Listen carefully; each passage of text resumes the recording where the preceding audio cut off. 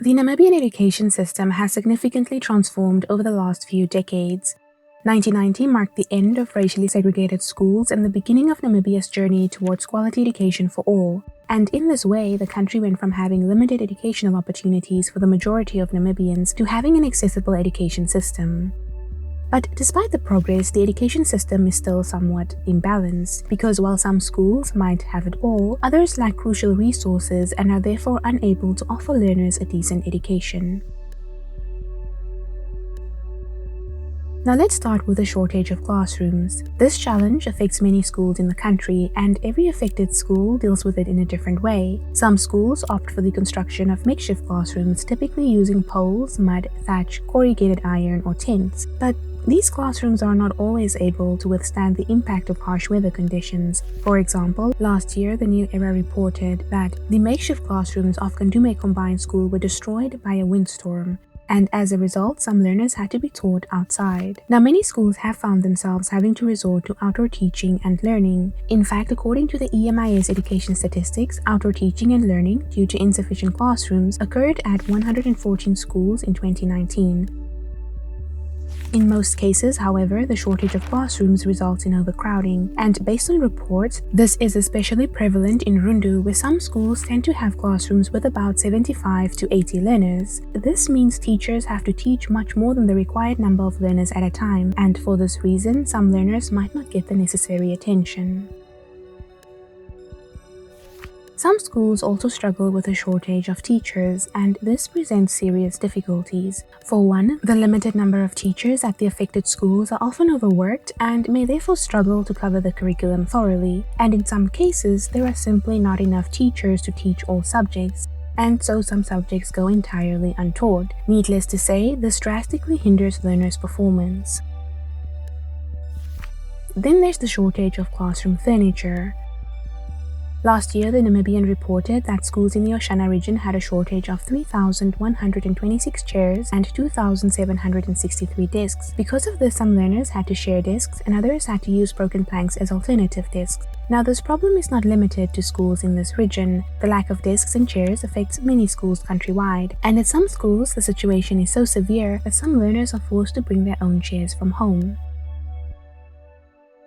Another factor that hinders effective learning and teaching is the shortage of textbooks at some schools. Now, this shortage was supposed to be over by 2013. However, it still made headlines in the years that followed, and in 2019, the Namibian revealed that the textbooks were still not sufficient to reach the targeted 1-to-1 pupil to textbook ratio. And so this issue remained a source of frustration at some schools, with schools in the Ohangwena region alone reportedly lacking more than 15,000 textbooks for grade 10 pupils last year. Now, another persistent challenge for some schools is the lack of adequate sanitation facilities and water. In 2019, 193 schools lacked access to water, 232 lacked toilet facilities for learners, and 427 lacked toilet facilities for teachers, according to the EMIS education statistics. And over the last year, this problem resulted in the delayed opening and temporary closure of a number of schools as well. The lack of functioning toilets and water puts learners and teachers in positions where they are unable to wash their hands frequently and forces them to use broken, unsanitary toilet facilities or to resort to open defecation, and this increases the risk of disease transmission.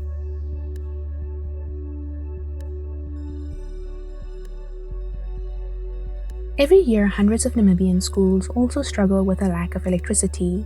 Now, according to the EMIS education statistics, every region had 2 or more schools without electricity in 2015. Now, things improved over time, and by 2019, several regions were exempted from this struggle. But despite the progress, 302 schools still lacked electricity in 2019, and this issue remained a matter of concern over the years that followed.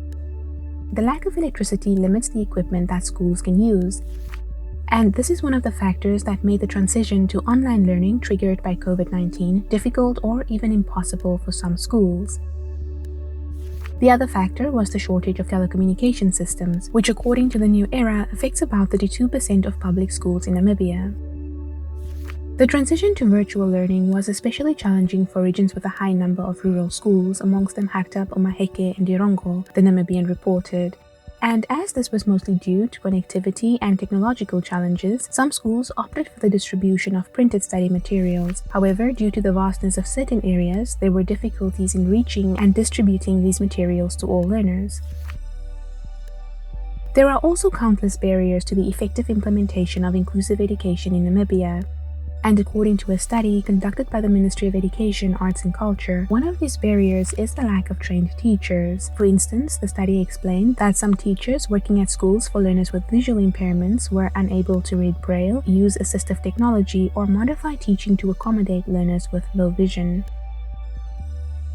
The study also highlighted several other barriers, such as problems with the application of the curriculum, negative attitudes towards disability and inclusive education, inaccessible infrastructure, and negative cultural practices. All in all, it was determined that despite the efforts, the implementation of inclusive education remains a challenge in Namibia. It is worth acknowledging that the state of education in Namibia has improved over the years.